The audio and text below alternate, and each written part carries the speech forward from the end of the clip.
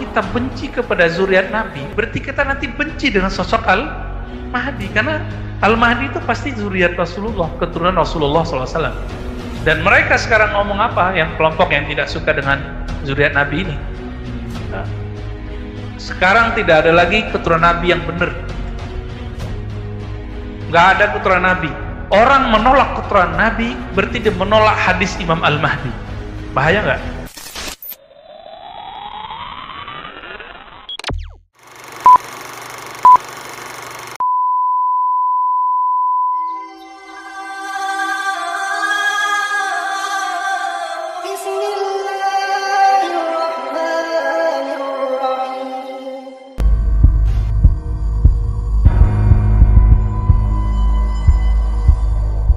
Jadi dalam Al-Quran dan hadis yang digelari Al-Masih cuma dua, Al-Masih Isa alaihissalam dan Al-Masih Dajjal. Apa arti Masih? Masih itu yang menyentuh dan sentuhannya sakti. Maka Al-Masih itu masaha, urap atau nyentuh, ya. Apa yang disentuh sama dia sakti. Dia mau apa kejadian.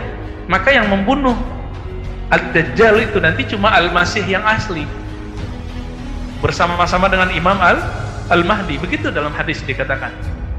Nah, tapi sebelum itu apa yang terjadi? Allah itu sudah setting alam semesta bahwa dunia ini dikuasai oleh kezaliman. Kezaliman siapa? Kezaliman yang disebabkan oleh Al-Masih Dajjal. Ini.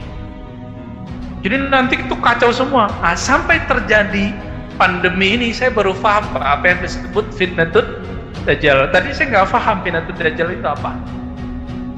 Nggak paham sama sekali. Ketika dulu terjadi SARS, paling cuma daerah regional, daerah tertentu aja gitu ya. Dulu sebelumnya apalagi, ya termasuk virus TBC, polio, itu kan cuma beberapa negara aja, ya kan? Tapi ketika terjadi pandemi sekarang ini, COVID ini, saya baru paham apa yang disebut dengan fitnatul Masih Dajjal. Ini baru awal. Ini baru awal. Kenapa saya sebut awal? Karena dalam hadis dikatakan Al-Mahdi itu keluar untuk memenuhi bumi dengan keadilan, sebagaimana bumi dipenuhi dengan kezaliman, kekacauan yang disebabkan oleh si Dajjal itu. Apa arti Dajjal tadi? Pembohong. Jadi Dajjal itu sudah bawa fitnah. Fitnahnya itu mirip kayak iklan. Mohon maaf, iklan-iklan sekarang itu barangnya belum ada Pak, tapi iklannya sudah ada. Coba tanya sama teman-teman kita ini. Ini cara model fitnah Dajjal itu. Barang belum ada nih, iklan duluan. Disetting lah nanti supaya ini sudah banyak yang minta. Akhirnya misalnya disebar orang-orang ke warung-warung untuk ada yang nanya tentang barang ini. Padahal barangnya belum ada. Pak, ada barang ini nggak? Padahal belum ada.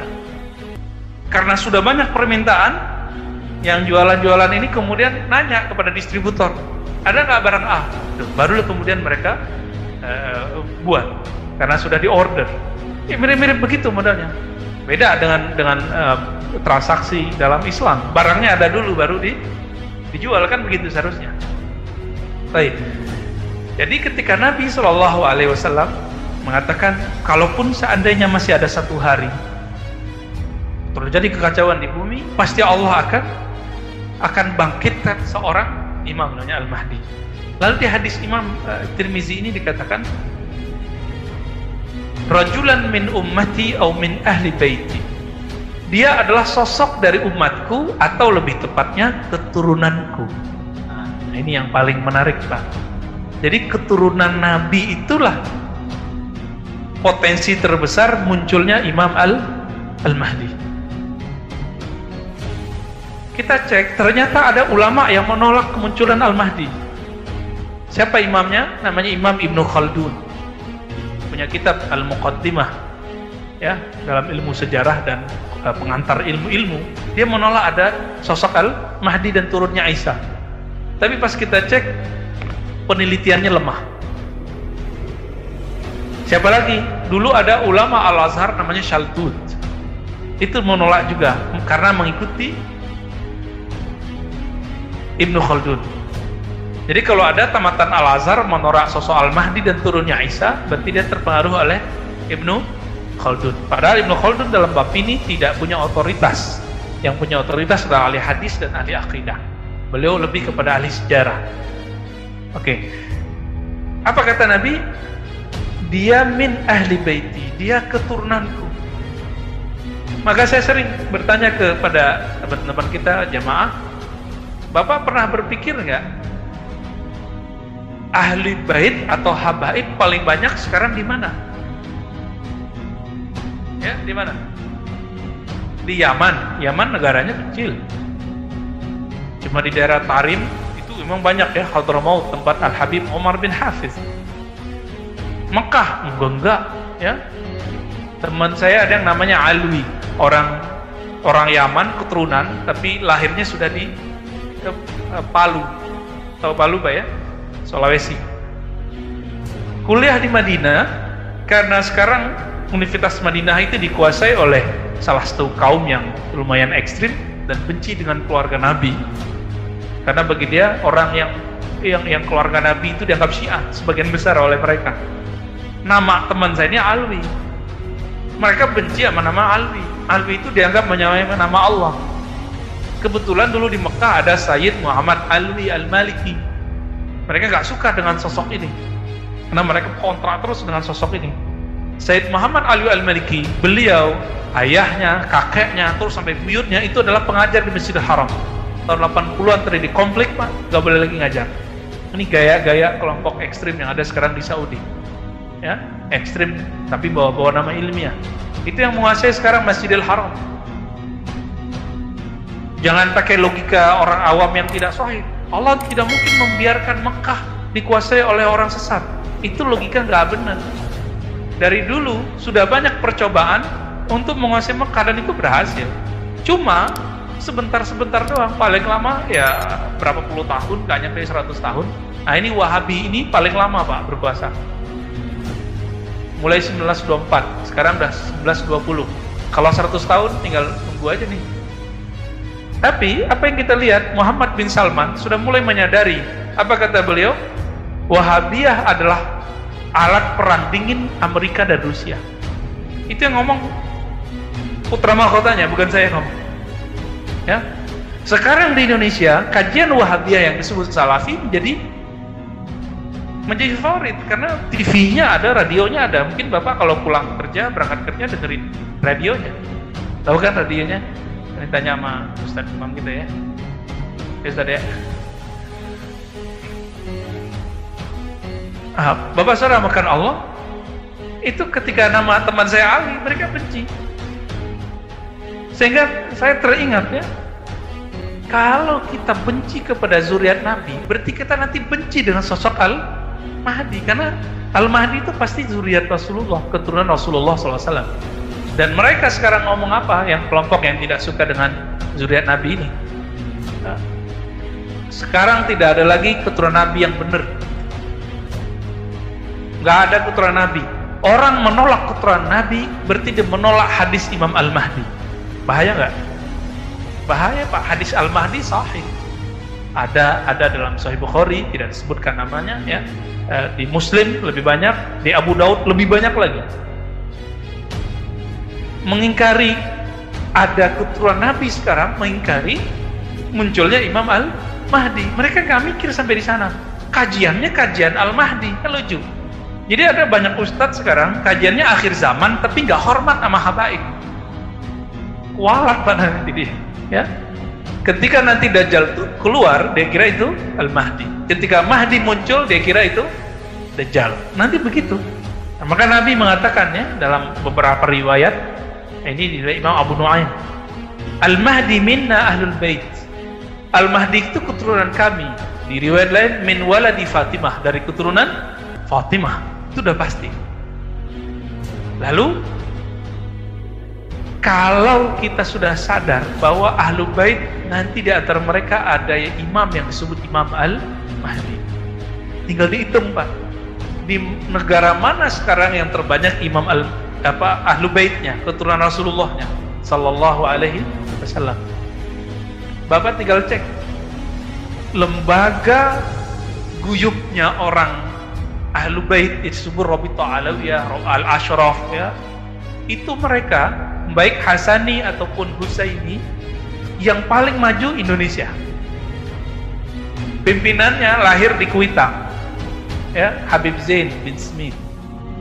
Tinggal sekarang di Madinah. Sahabatnya Al-Habib Umar bin Hafiz.